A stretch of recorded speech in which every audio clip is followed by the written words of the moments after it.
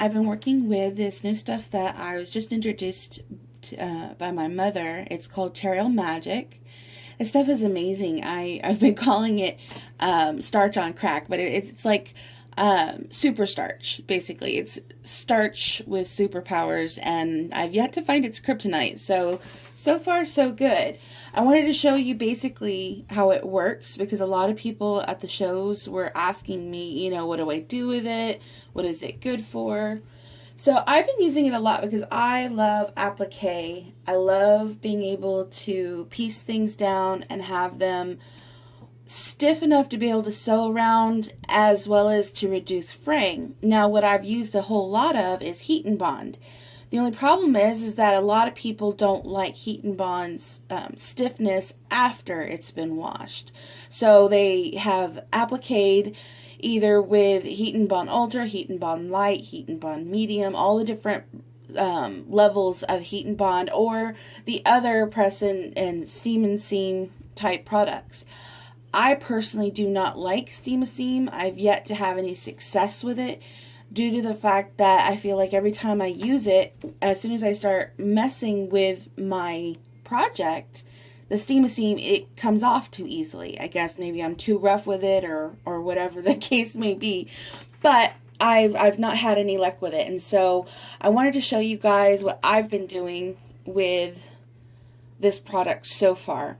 With the Terial Magic, I basically take a bowl. This is just an old kitchen bowl. I take my piece of fabric, and I'm just going to show you on a piece of scrap here, and I'm just going to finger press this open so you guys can see it. You take it and you just make sure the spray's on, and make sure it's on stream, and you just spray it, and then you rub it around really well.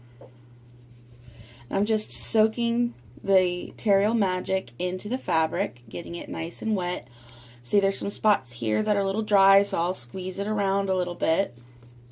Now, the reason for the bowl is because any of this excess, I will take, if this is a larger piece, I would be able to just squeeze any excess Terial Magic out and then pour it back into the bowl. I like using the bowl that has like a small lip on it, so it's easier for me to pour. I would then take this piece and I just hang it up to dry.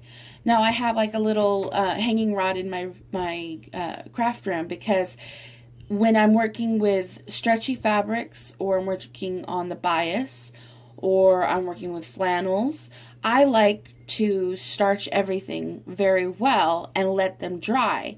If you let them air dry, even with regular starch, just like, you know, this normal stuff from the grocery store, you're going to have, if you let it air dry, it's not going to flake on you. So what I'll do is I will let it just, you know, air dry, and then come back and iron it out later. I took pieces, and I just, after it had dried, I took a hot steamy iron to it, got all the wrinkles out, and then I die cut my pieces. Now, the reason my mother discovered this and was in love with it is she has a silhouette cameo, and she cannot stand the fact that she will run stuff through and it'll mess up halfway through, or the freezer paper comes off, or she has to do tons and tons and tons of prep work. But with this, it's super easy. You spray it, you squeeze it, you let it dry, you steam iron it, you stick it on your silhouette cameo, you program it in, and you're ready to go. Now, I don't have a cameo, I don't have a scan and cut, but I have seen lots of videos online of people using scan and cuts, cameos, and my mother personally uses them, and so I'm in love with it for die cutting and die cutting machines. One of the biggest problems with die cutting fabric, whether you have a steel ruled die or any other kind of die, is you will get one or two threads right around certain points that don't cut well. Now, if you have Heat and Bond on the back of it, it does help. But if you don't like the fact that with Heat and Bond you get that stiffness in your quilt afterwards, then you're kind of sunk. But with this one, this is just straight fabric, die cut. I did not have to cut any threads. There was no runs in the fabric. There was no snags. I did not have to go in and snip itty bitty little pieces off to be able to get it to cut out thoroughly. And I cut 2, 4, 6 layers with no problems whatsoever. Let me show you some of the pieces that I cut out. These are some of the bunnies. And see how stiff that is? It's almost like paper now. I could probably just, you know, glue this onto something and leave it that way and it would be just like colored paper. It's amazing.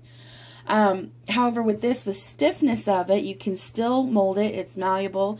To get it to bend any way that you want it to, just a little steam iron across it. I love this stuff. It's really great. It's great for applique. What I've been working on right here is applique piecing the bunnies, these smaller bunnies on. Now these were done the exact same way with Terial Magic. I cut out of the remnants that were left over after cutting those big bunnies, and I'm appliquing them on.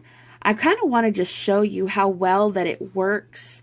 One of the benefits of it is the fabric does not fray. I can pull on this and rub on it, and the fabric is not fraying whatsoever. I'm able to really get a good clean applique as I sew.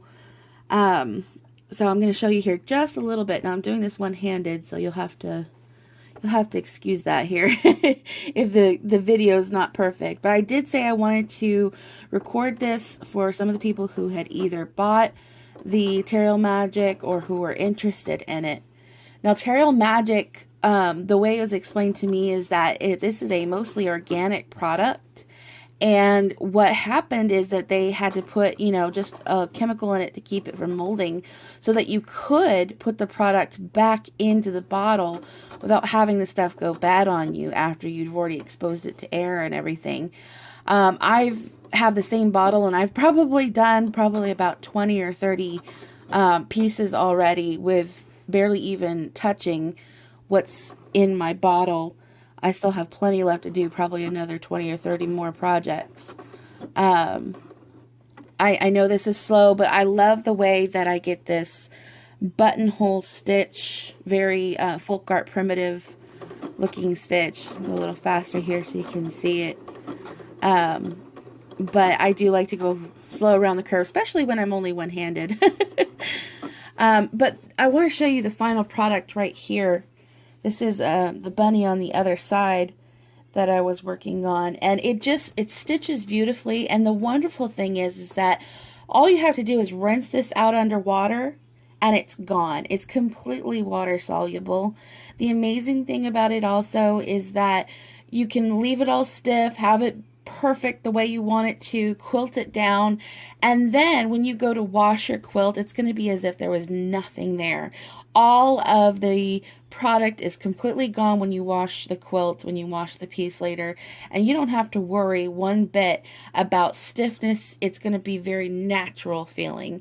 So I wanted to show this to you guys, and I hope you have enjoyed it. If you have any questions, you can always contact me on my Facebook at Cut Craft Mom, or at Patchwork Pig Quilts, or online at www.cutcraftmom.com or www.patchworkpigquilts.com.